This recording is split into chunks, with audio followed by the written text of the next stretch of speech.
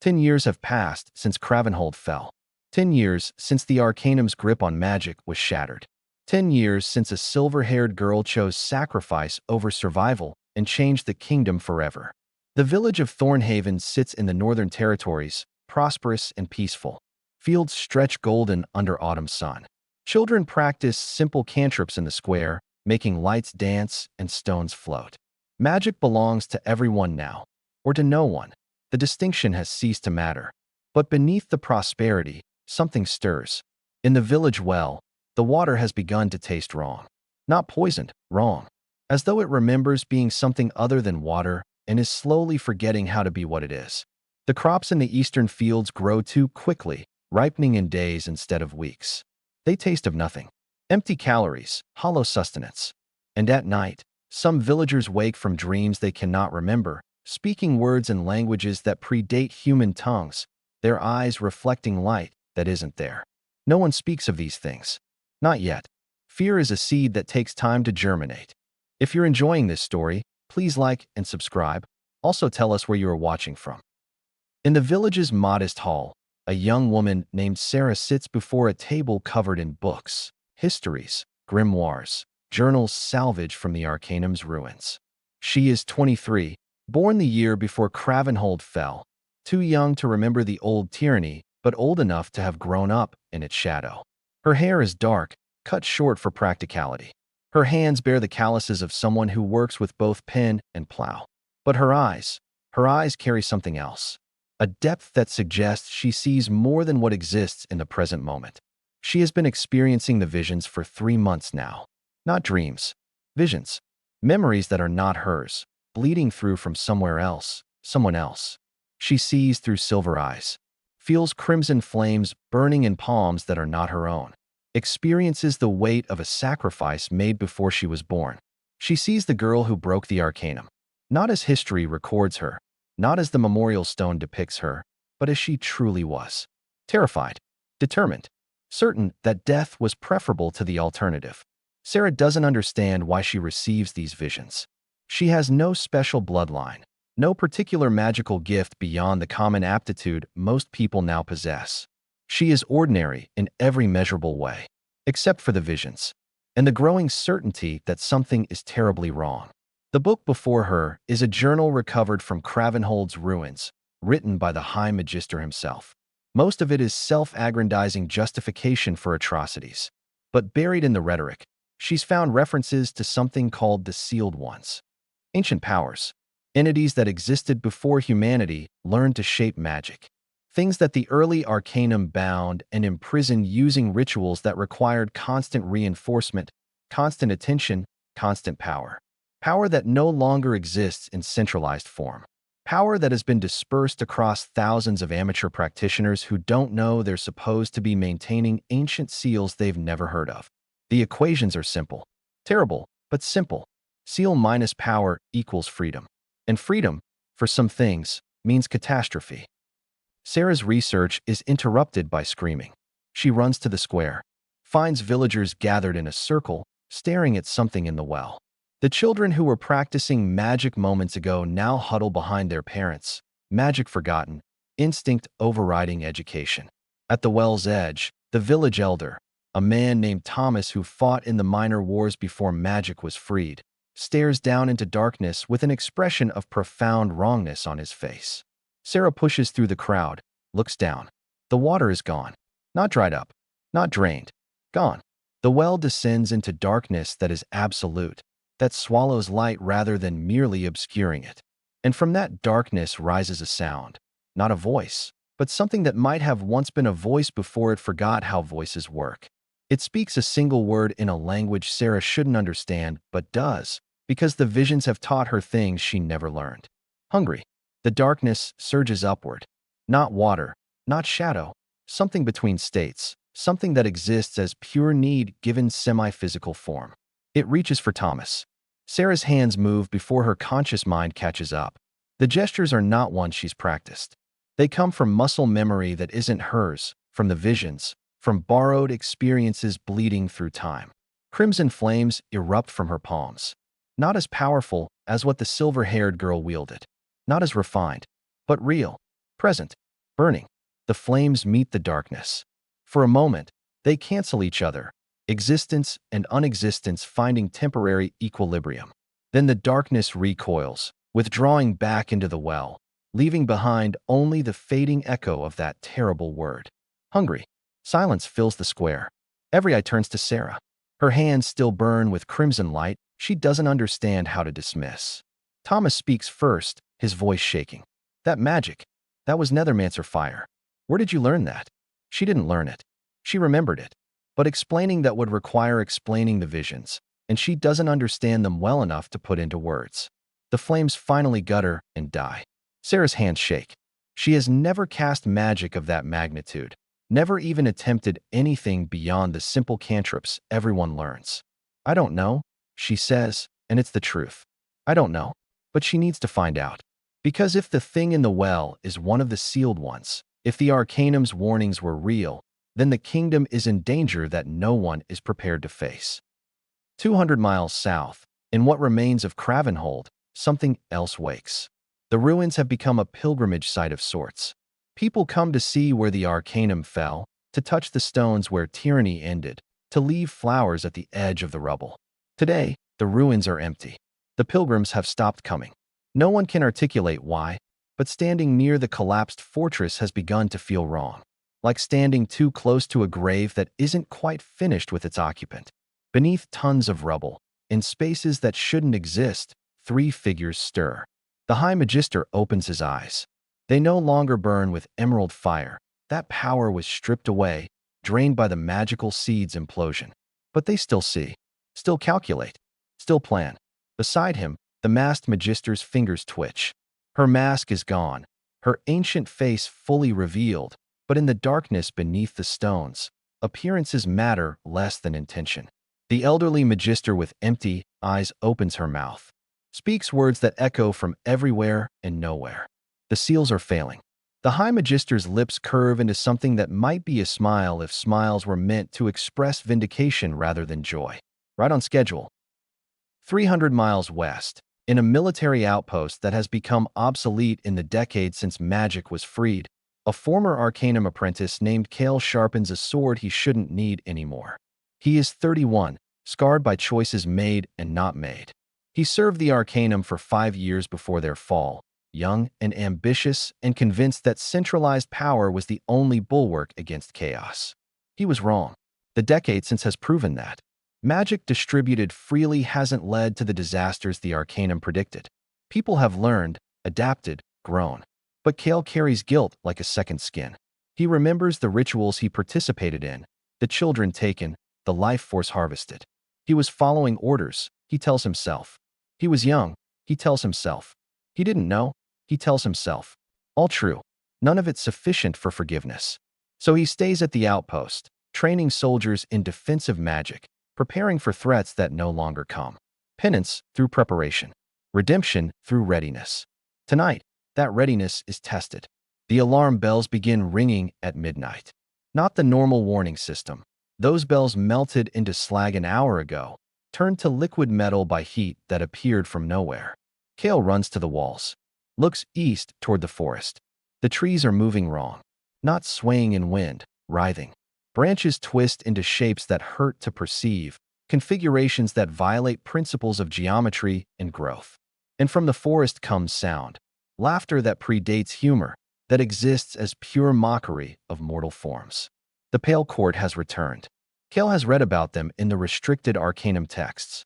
Fey nobility, immortal and capricious, who ruled these lands before humanity's rise. The early Arcanum banished them through rituals that required constant magical reinforcement. Reinforcement that no longer exists. The forest births figures, tall and terrible and beautiful in ways that make the eyes ache. They wear crowns of living thorns. Their skin shifts between translucent and solid. Their faces are perfect and empty of anything resembling human emotion. The leader, if such creatures have leaders, steps forward.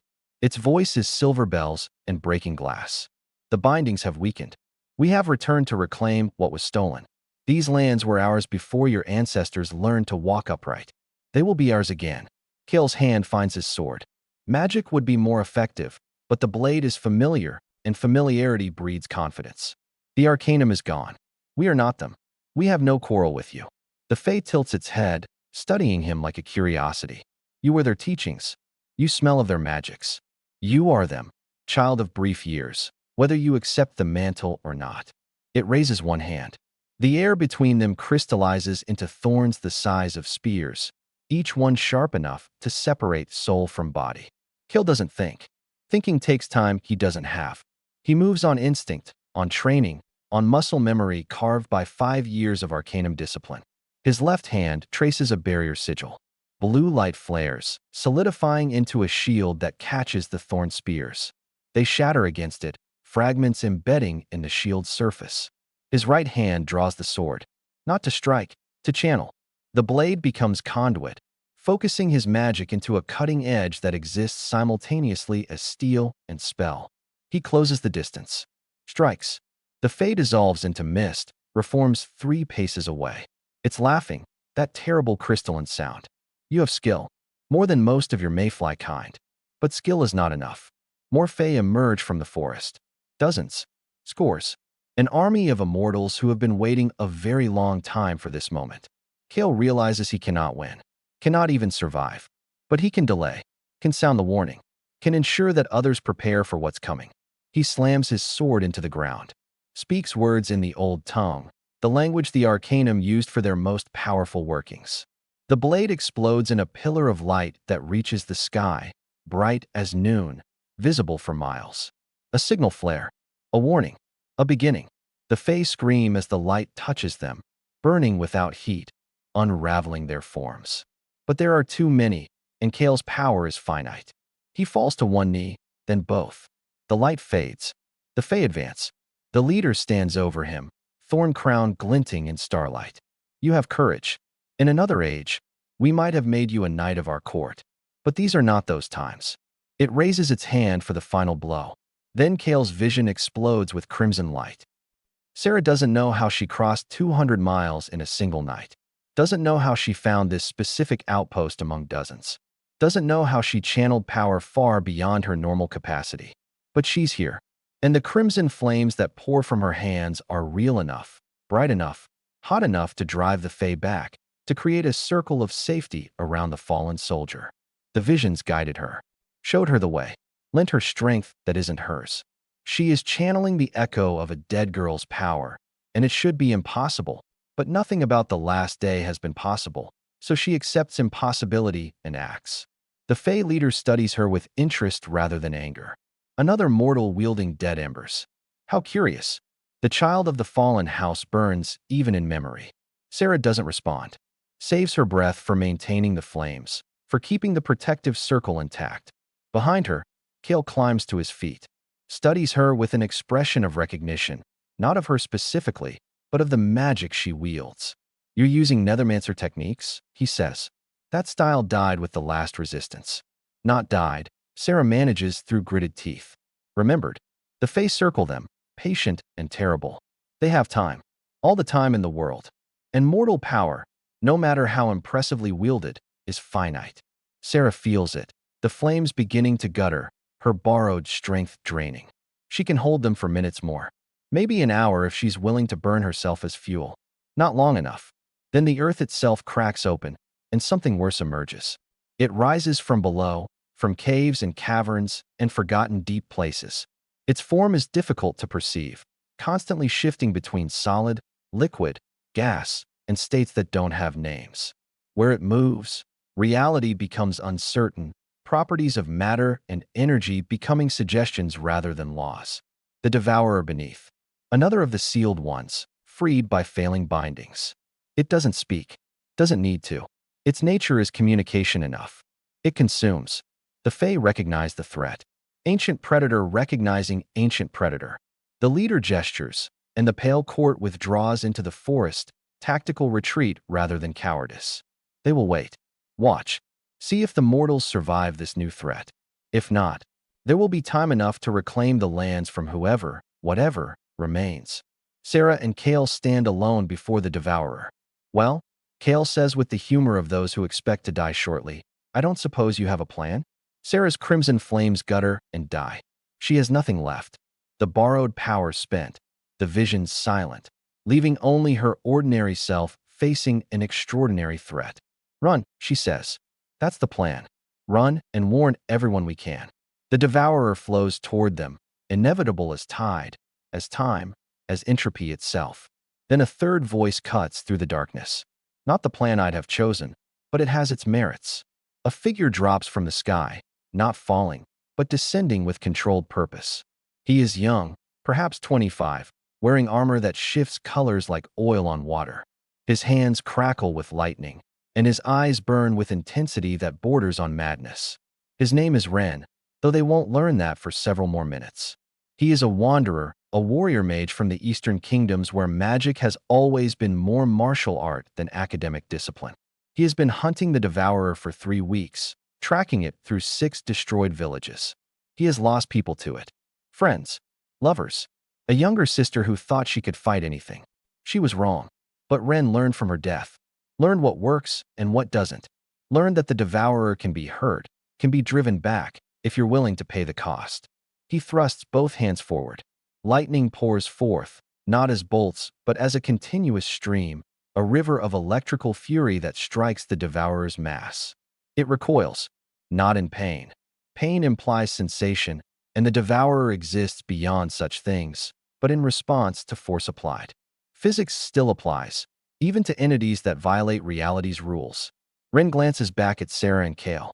If you're going to help, now would be ideal. If not, running remains viable.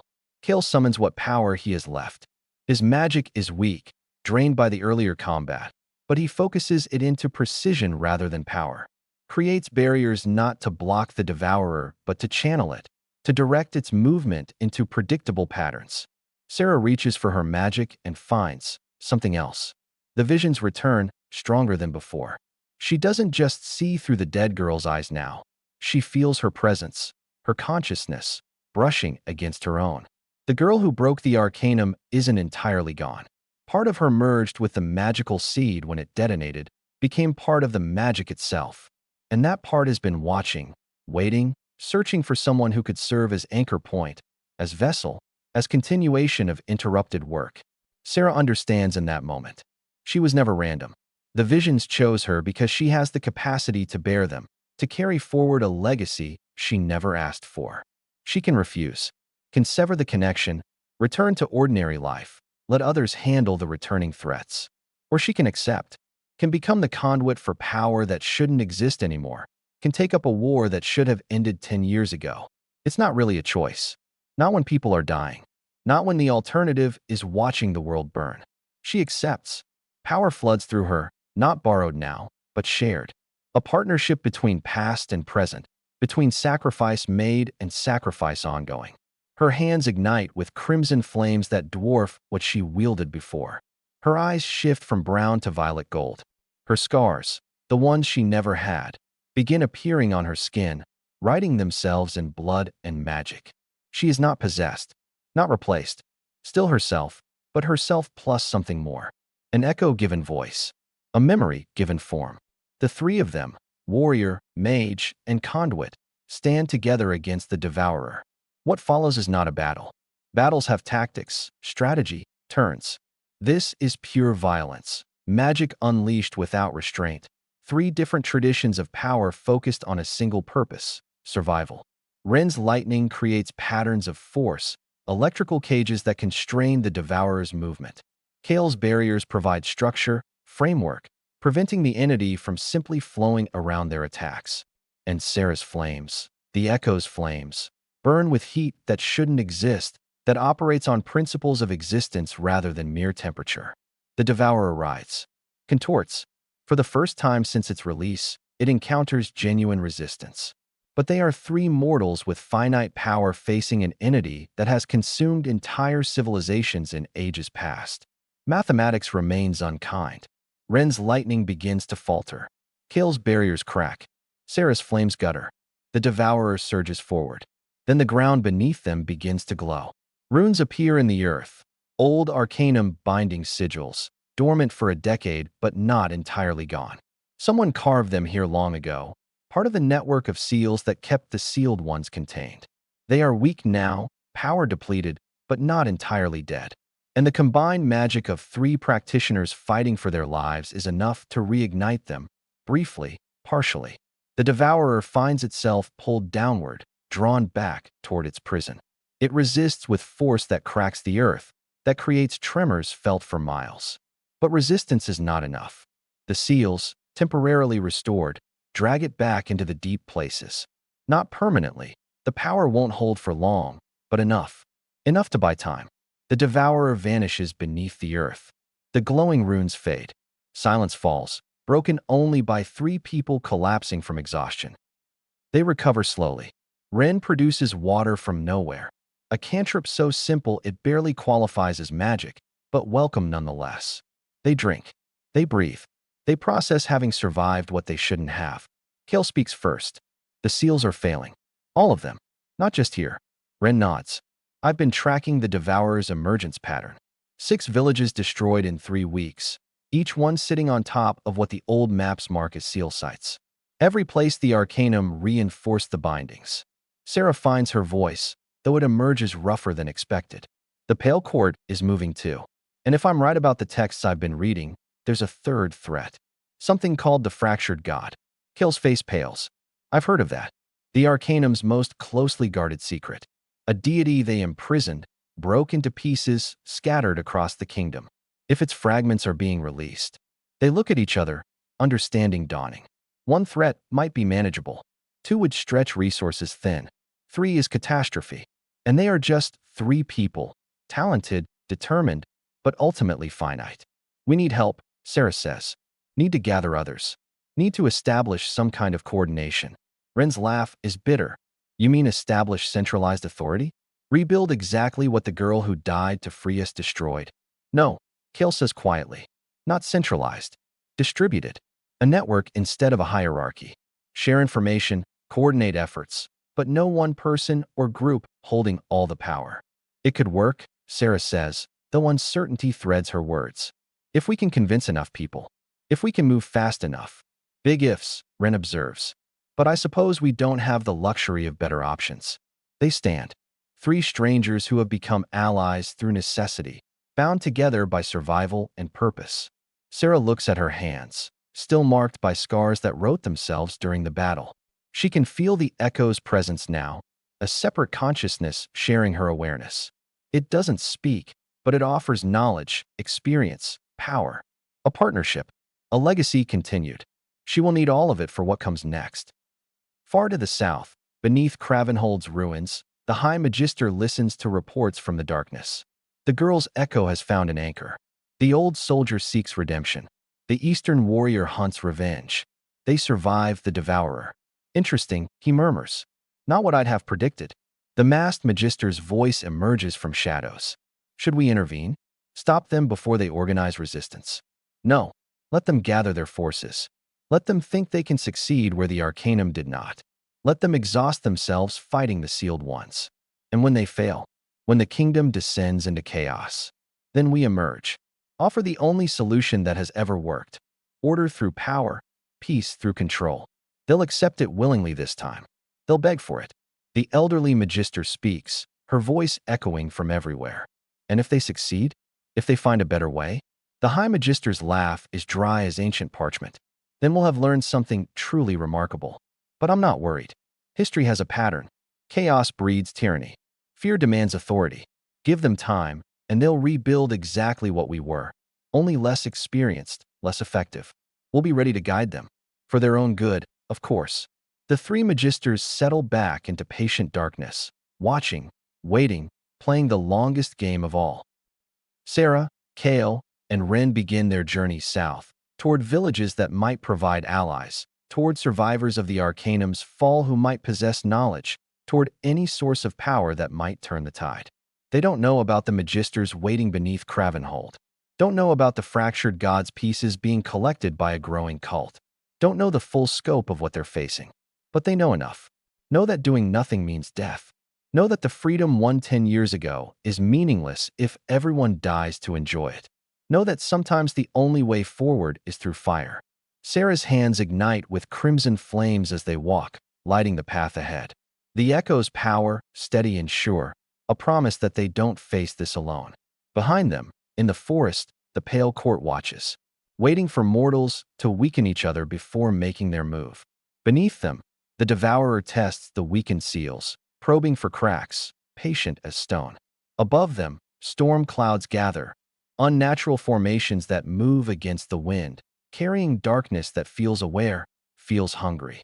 The kingdom of Valdris stands at a precipice. Freedom or chaos, order or oppression, or perhaps something else entirely. A third path not yet discovered. Three strangers walk into gathering darkness, seeking that path. The first steps of a longer journey. The beginning of a war that will reshape the kingdom. The continuation of a story that began with sacrifice and must now discover what comes after. Kindly subscribe for more.